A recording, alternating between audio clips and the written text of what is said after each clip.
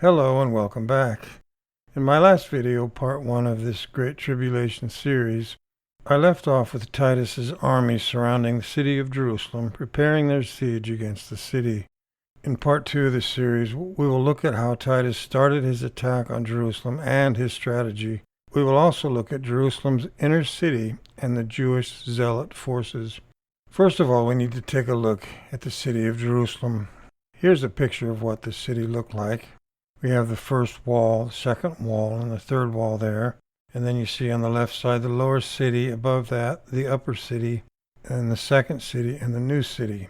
We'll be looking at all those areas. On the southeast hill was the lower city, the ancient city of Jerusalem's core, and on its slopes were the crowded houses of the poor. Josephus referred to the spur of the city of David as the Acra, and this Second Temple Jerusalem model shows the lower city and all the small and crowded houses of the common people. The upper city was where the very wealthy resided, and the homes were prominent, and the streets were big and broad. Once past one of the gates in the lower city, you would face a maze of dusty streets and alleyways, running uphill and down in every direction. As you made your way toward the temple, you would hear sounds of voices, the clatter of hooves, and the odors of food cooking.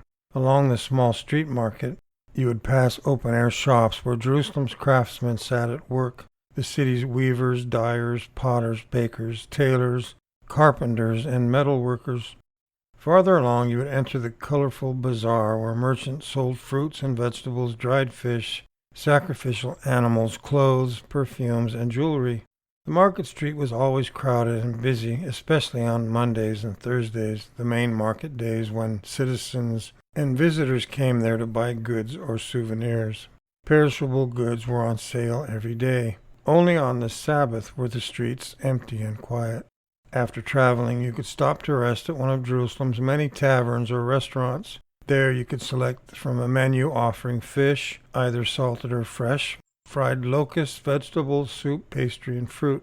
You could also drink local wine or imported beer. The farmers of Jerusalem, like their rural cousins, went out each morning to tend to their crops. Most of them worked in the rich olive groves that covered the surrounding hillsides and provided the city's only major export. Jerusalem's numerous craftsmen had for a long time been organized into professional groups, and most of them worked in public shops. The members of each group lived in a cluster of houses in a particular section of the city, and they usually had their own synagogue. In Jesus' time, there were at least 480 synagogues in Jerusalem. Next, we will take a look at Herod's palace and the upper city. Herod's palace was the second most important building in Jerusalem after the temple itself in Herod's day, and was situated at the northwestern wall of the upper city of Jerusalem. Herod lived in it as a principal residence, but not permanently, as he owned other palace fortresses, notably at Masada, Herodium, and Caesarea Maritima. Herod's palace fortress consisted mainly of two palace wings placed north and south of a large garden. Immediately north of the complex in the area of today's Citadel and Jaffa Gate, Herod erected 3 huge towers as an additional protection and last refuge in case of danger. These he had named after people close to him. The Hippicus Tower he named after a friend, the Phasael Tower after his brother, and the Mariam Tower after his favorite wife. These towers strengthened the northwest corner of the first wall.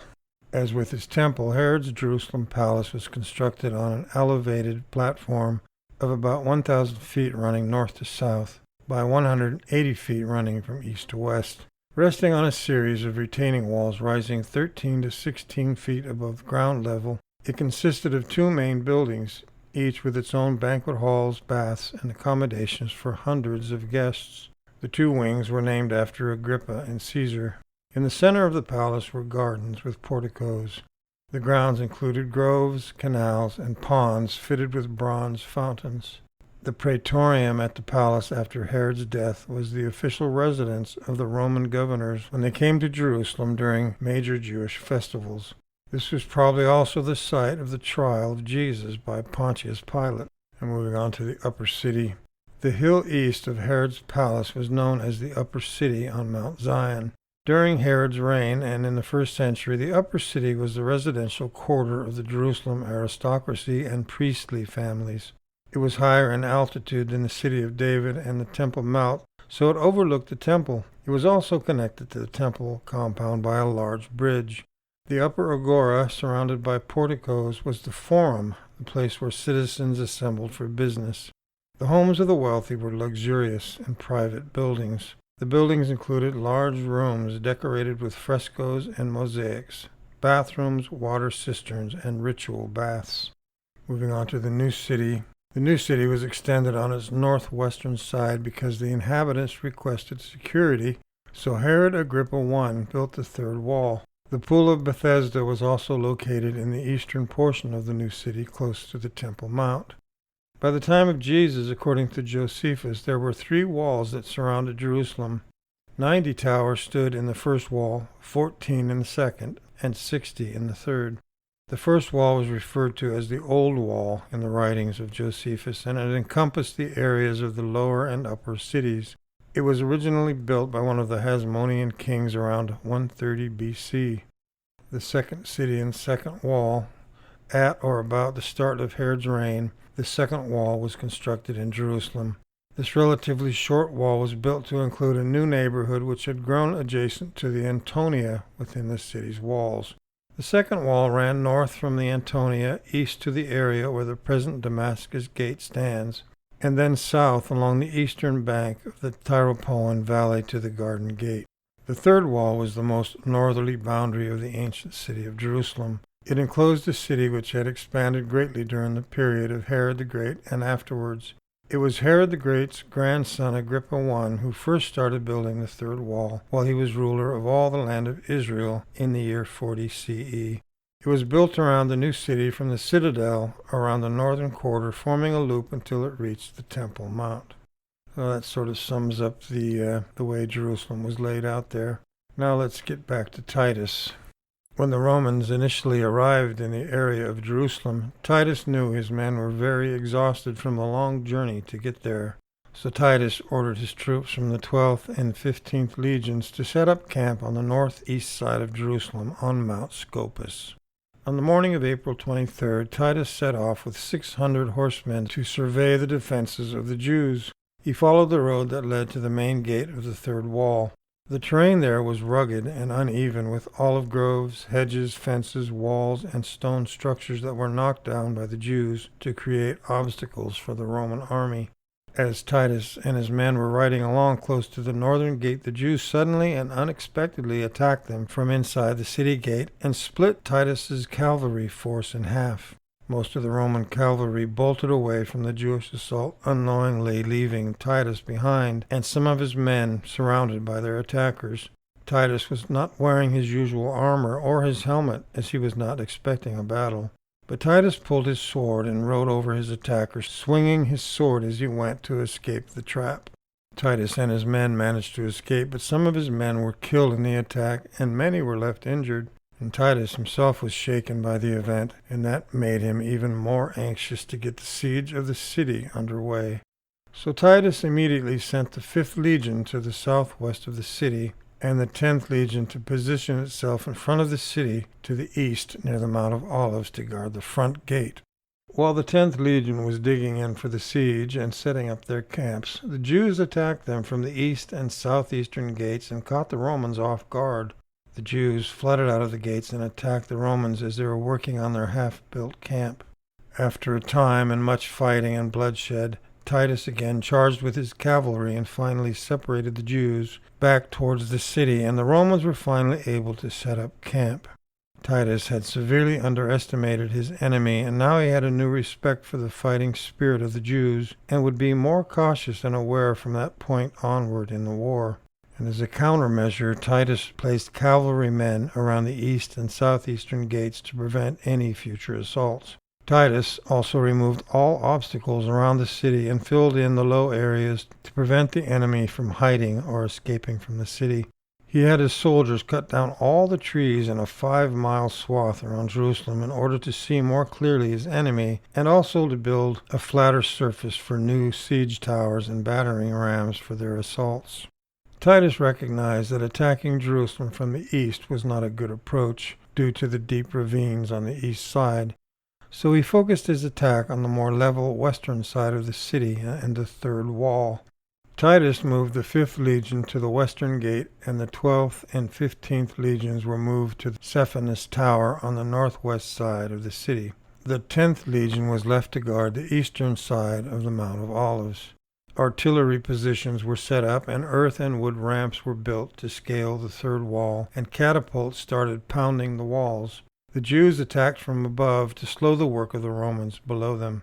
However, the 3 legions' constant pounding away with catapults weakened their resistance, and the ramps being finished, the battering rams were put into place, and all this proved to be too much for the Jews to defend.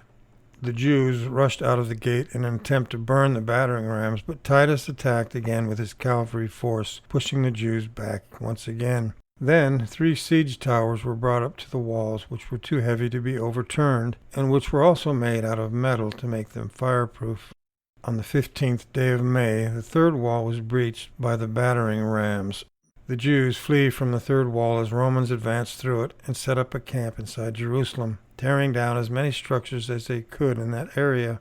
Battering rams were brought inside as the Romans now focused their attention to the central gate.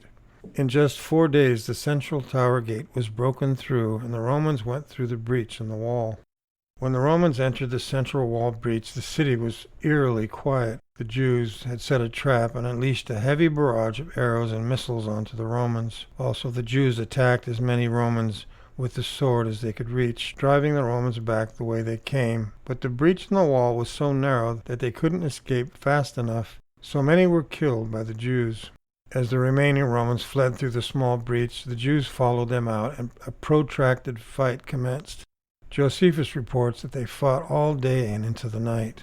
After the Jews were chased back into the city, it took another 4 days to breach the walls again. But this time Titus destroyed all of the walls in that northern section, and the towers were then manned by Roman forces. This forced the Jews to flee into the first walled area of the city. The Jews would find this first wall easier to defend because it was more narrow and would allow them to make the best use of their manpower against the Romans. The zealot Simon Gioras was given command of the first wall area that extended all the way from the northern side eastward to the palace. John of Gischala defended the temple area. Simon ben Gioras was the leader of one of the major Judean rebel groups who vied for control of the Jewish government while attempting to expel the Roman army, but incited bitter infighting among Jewish factions in the process. The Zealots were more for completely getting rid of Roman domination by force more than anything else. Simon became notable during the First Jewish-Roman War when Roman troops under Cestius Gallus marched towards Jerusalem in 66. Simon spearheaded the attack against these advancing Roman troops and helped in defeating the advance by attacking from the north as they approached Beth Horon. You might remember that I discussed this battle in my first video of this series. John of Gischala also fought in that battle as well. After that battle, Simon carried off many of the horses and other animals that carried the weapons of war and led them into the city. The Zealots used these weapons against the Romans when Titus began his siege. That victory at Beth Horon marked the beginning of the First Jewish-Roman War. However, Simon was rejected for a command position by the Jerusalem authorities, for they did not want a popular leader of a rebellious peasantry if they were to moderate the revolt and negotiate with the Romans. Simon wasn't one to desire negotiations with the Romans. He felt the time for talking was over, and this was the attitude for most of the Zealots compared to the more moderate Jews who were more willing to talk. By the spring of 69, Vespasian's advancing war against the cities to the north of Jerusalem forced Simon to retreat to Jerusalem. Acclaimed by the people as their savior and guardian, Simon, with 15,000 soldiers at hand, soon controlled the whole upper city and some of the lower city, setting up his palace of residence in the Tower of Phasael. The other zealot, John of Gischala, also had fled to Jerusalem from Vespasian's army and ended up in Jerusalem as well, and he held parts of the lower city and the temple's outer court with 6,000 men, and a third splinter group of 2,400 men controlling the temple's inner court. At first, Simon and John fought vigorously over the control of Jerusalem, always trying to destroy each other's grain stores, to starve each other into submission. This internal fighting later proved disastrous. Not only was this a sabbatical year with less grain available, but the city was under siege by the time the harvest began.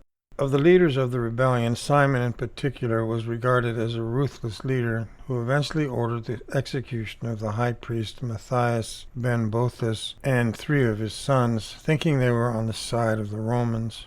Just before Passover in 70, Titus began the siege of Jerusalem. He quickly took down the first and second wall, then met fierce resistance as the rebel Judean factions within Jerusalem finally realized the necessity of joining forces. However, Simon ben Giora and John of Gischala both upheld their reigns of terror over the citizens, causing many to flee to the Romans. To counteract these desertions, Simon put every potential betrayer, including some of his previous friends, to death. A little information about John of Gischala. During the Jewish war with Rome, John amassed a large band of supporters from Gischala and Gabara, including the support of the Sanhedrin in Jerusalem. As Vespasian's campaign to put down the revolt in Judea, Titus marched on Gischala.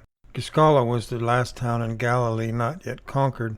Outside the walls of the city, he called on them to surrender. John of Gischala prevailed upon Titus not to enter the city that day, as it was Sabbath, not so much out of regard to the seventh day as to his own preservation. John fled to Jerusalem that night, and Titus was greatly displeased that he had not been able to bring this John who had tricked him to punishment. When John entered Jerusalem, it was an uproar, and the people clamored for news. John went about all the people and persuaded them to go to war by the hopes he gave them. He affirmed that the affairs of the Romans were in a weak condition and bragged about his own power. John's bragging and putting down the Romans encouraged a great deal of young men there and puffed them up for war. Soon after John's arrival in Jerusalem, he played an instrumental part in the outcome of the Zealot temple siege, handing the city over to the control of the Zealots. He attempted to set himself up as ruler of Jerusalem, but was challenged in April by Simon bar Giora. They were both in turn challenged by a third faction led by Eleazar ben Simon. These 3 zealot factions were fighting inside Jerusalem all the way up to the time Titus surrounded the city. By that time they had burned up most of the food supplies within the city and were in an exhausted state. This made the siege of Jerusalem that much more effective for Titus, since most of the food within the city was gone, and the Jews were already weary from hunger and exhausted from all the fighting among themselves. Titus knew this was going on inside the city. The simplest procedure would now have been an attack upon Jerusalem, as was desired by his Roman lieutenants. But Vespasian decided to leave the city to itself, knowing that Jewish factional strife would gradually weaken it. Together, the Idumeans who made it into the city and the Zealots launched a joint attack on the area around the temple. Their first order of business was to go directly to the temple, slaughter the temple guards, and free the Zealots who had been holed up in the temple. The fighting was vicious, and by the morning there were 8,500 dead bodies strewn about the temple courts, which were now stained with the blood of the victims. But the Idumeans went further afield, rampaging through the city, looting houses and killing everybody they saw. The high priests who had led the more moderate Jews were hunted down and killed, and the bodies of Ananus and Joshua were thrown over the temple walls. The Zealots and the Idumeans continued to butcher people as though they were a herd of unclean beasts, the poor being cut down on the spot. After the massacre was over, for days young noblemen were routinely arrested, fettered, thrown into prison, and then murdered in what the Jewish war portrays as a purge of the upper classes, stating that they were offered their lives in the hope that some of them would go over to the Zealots, but that they preferred to die rather than join the Zealots, whom they considered horrible criminals. For the moment they were spared, and then after being scourged and racked until nearly dead, they were hacked to death. Those arrested during the day were killed at night, their bodies thrown out to make room for fresh prisoners. Relatives dared not mourn for them. Josephus claims that at least 12,000 young nobles died in this way. After their work in the temple, the Idumeans then proceeded to plunder the houses throughout the city, killing the inhabitants and taking any and all supplies they wanted. In addition, they purposely searched for Ananias and Jesus, the 2 priests who headed the resistance to the Zealots. When they found them, the Idumeans sarcastically thanked Ananias for his hospitality and Jesus for his wonderful speech on the wall, and then killed them both. Upon seeing these horrors, the mass of the citizens retreated to their homes, mourned in secret, and avoided going outside at all costs. The city soon became like a ghost town. Now we'll get back to Titus and his attack on Jerusalem. The 10th and the 15th legions flooded into the second city and started attacking the first wall to the west, while the 5th and 12th legions started their assault on the Antonia fortress. In 35 B.C., King Herod built the fortress to protect the Temple Mount.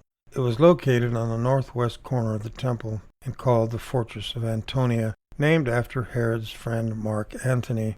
It stood 115 feet high and was partly surrounded by a deep ravine 160 feet wide. It functioned as headquarters for the Roman soldiers, a palace, and a barracks. Herod constructed a secret passage from the fortress to the temple.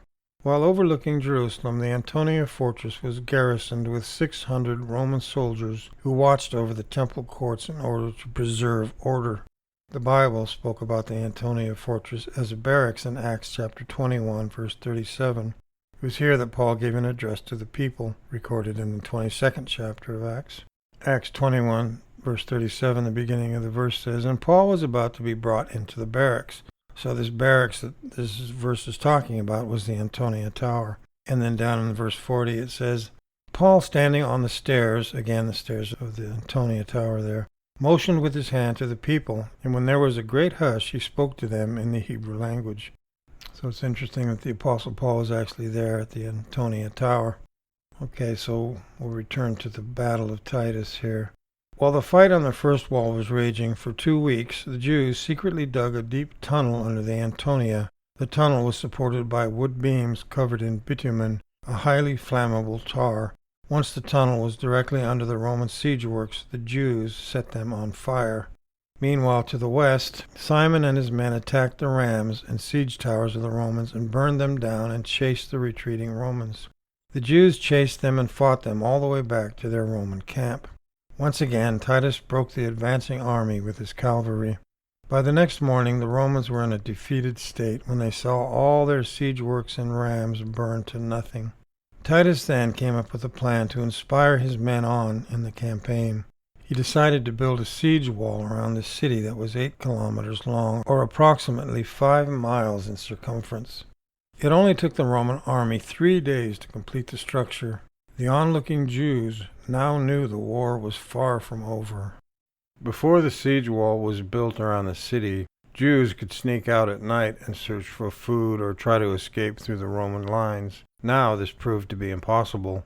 Those that tried to escape were caught and crucified. So many Jews were caught escaping at night that by the end of the war they ran out of wood for the crosses. Josephus reports that the Romans crucified many before the walls of Jerusalem. The idea was to terrorize the population inside Jerusalem and force a surrender. The number reached 500 a day at one point.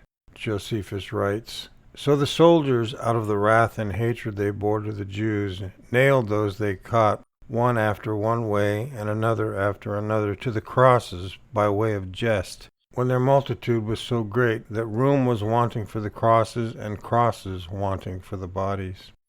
Many Jews who tried to sneak out of the city tried bribing the Romans with gold to escape, and this worked for some, but most would swallow the gold and try to smuggle it past the Romans. But when this was discovered, many Jews were caught and were gutted like fish for their gold they were hiding.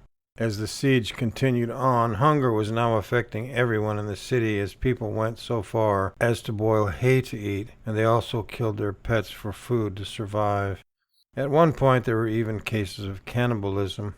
Stories circulated of one woman who ate parts of her own dead baby and offered some of it to the zealots who came to steal her food.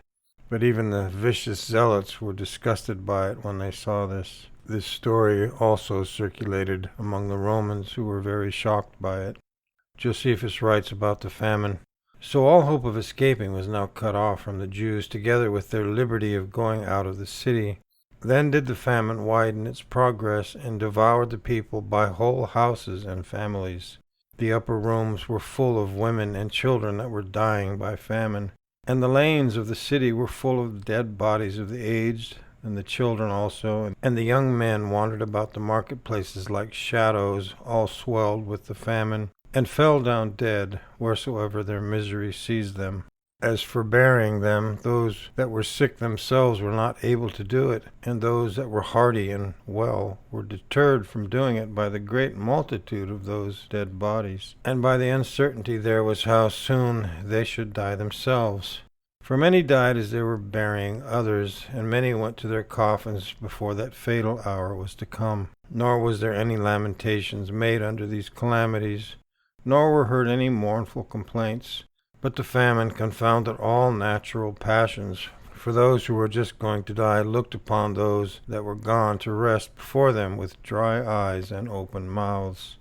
A deep silence also, a kind of deadly night, had seized upon the city, while yet the robbers were still more terrible than these miseries were themselves. For they brake open those houses which were no other than graves of dead bodies, and plundered them of what they had. Carrying off the coverings of their bodies, went out laughing, tried the points of their swords in their dead bodies, and in order to prove what metal they were made of, they thrust some of those through that still lay alive upon the ground. But for those that entreated them to lend them their right hand and their sword to dispatch them, they were too proud to grant their request, and left them to be consumed by the famine. Now every one of these died with their eyes fixed upon the temple, and left the seditious alive behind them. Now the seditious at first gave orders that the dead should be buried out of the public treasury, as not enduring the stench of their dead bodies. But afterwards, when they could not do that, they had to cast them down from the walls into the valleys beneath. However, when Titus, in going his rounds along those valleys, saw them full of dead bodies, and the thick putrefaction running about them, he gave a groan, called God to witness that this was not his doing, and such was the sad case of the city itself. But the Romans were very joyful, since none of the seditious could now make sallies out of the city, because they were themselves disconsolate, and the famine already touched them also. So here Josephus paints a sad, gruesome picture of how terribly the people of Jerusalem had suffered inside the walls there during the siege. The Jewish zealot fighters were also very weary from hunger, but somehow found the strength to fight on against the Romans. In the 10th week of the siege, Titus commanded that all of his forces begin an assault on the Antonia fortress.